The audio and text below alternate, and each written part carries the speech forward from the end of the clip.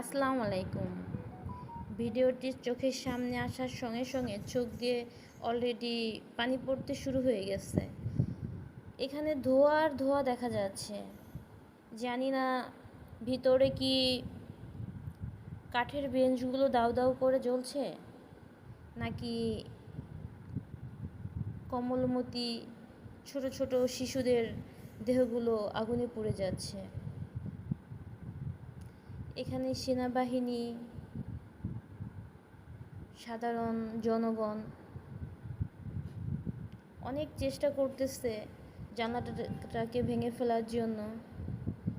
ভিতরে কোনো চিহ্ন দেখা যাচ্ছে না, শুধু দেখা যাচ্ছে ধোঁয়া আর ধোঁয়া।